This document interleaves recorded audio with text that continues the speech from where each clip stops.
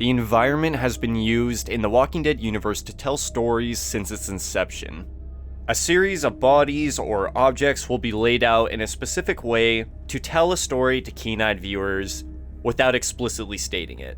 We've seen this on countless occasions throughout the series, from the very first scene at the abandoned highway collision to the scene in Season 4 where Michonne discovers the children's bodies laying in bed together, peacefully and seemingly unaware of their coming demise. So today I want to take you through what I believe to be the darkest example of environmental storytelling in the Walking Dead universe. And I'm going to start by taking you through the scene and laying out all the evidence, before going back and piecing the story together from the beginning.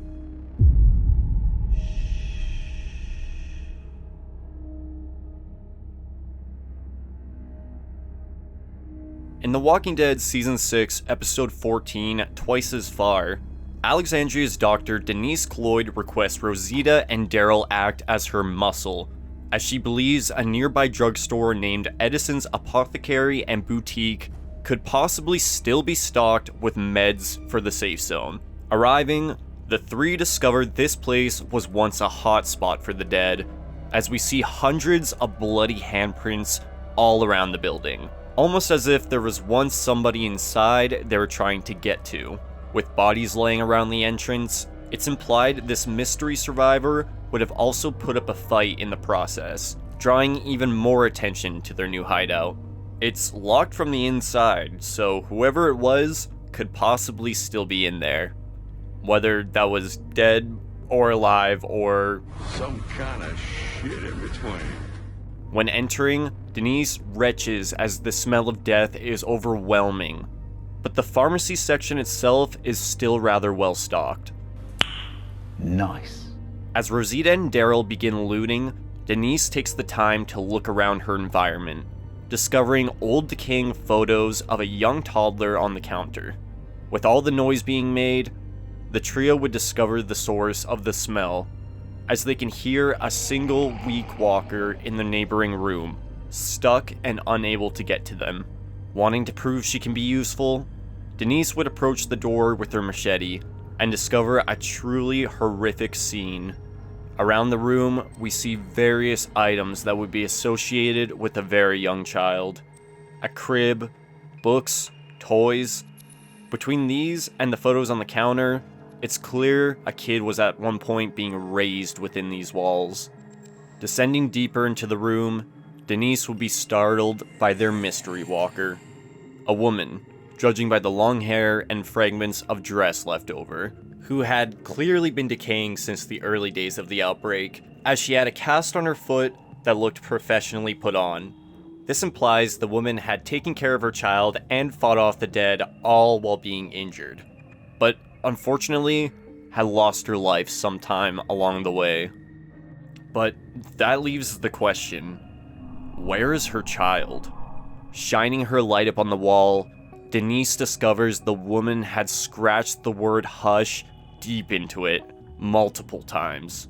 And judging by the red coloring of the words, I'd imagine she did it with her own bloodied fingernails, implying a gradual loss of sanity.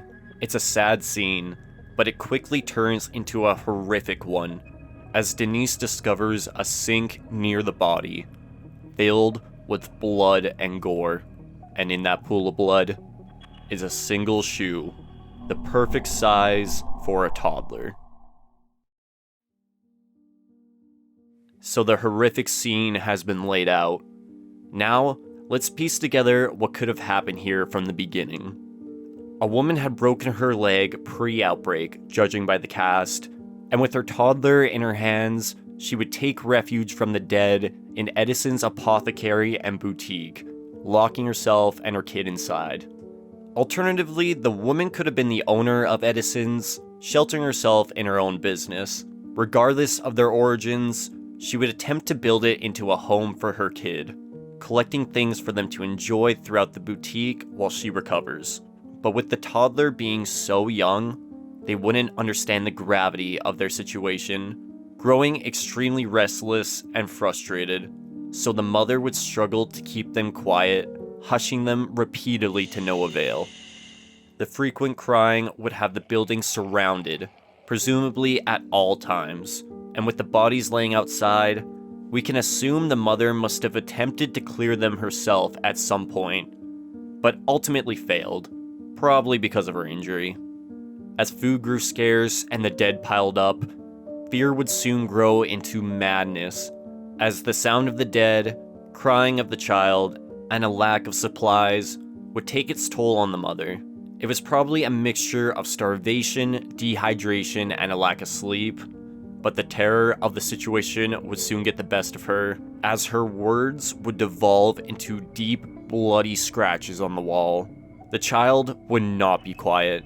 Now, probably out of fear of their own mother more than anything, causing the dead to keep the two stuck inside indefinitely. And it was only a matter of time before they broke the door down or they starved to death.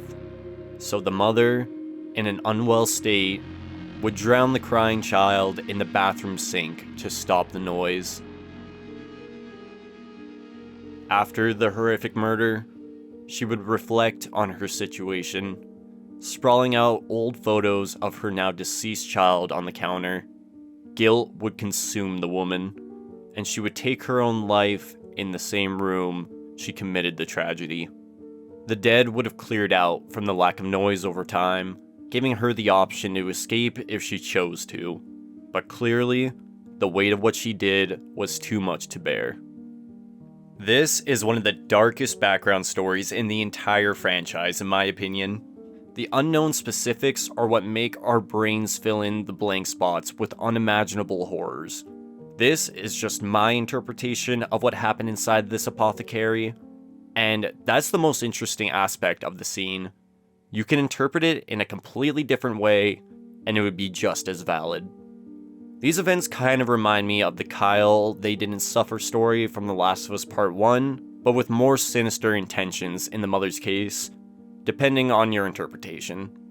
I wanted to make this video as I believe these types of scenes and little details are what build the world into the horrific wasteland we know it as. Show don't tell is essential when conveying this kind of horror. And yes, I do recognize the irony of me making a video explaining it to you. But you can place a bunch of walkers in a room and call it a day. Sure. But if we can see through the environment what happened to these poor souls, the world suddenly becomes a much scarier place to live in. But what do you guys think? Do you agree with my interpretation of the scene? Or do you believe something else happened here? Please let me know your thoughts in the comments down below, and if you enjoyed this video, I'd really appreciate it if you hit that like button, and if you want to see more content like this, hit that sub button as well. Thanks for watching, folks.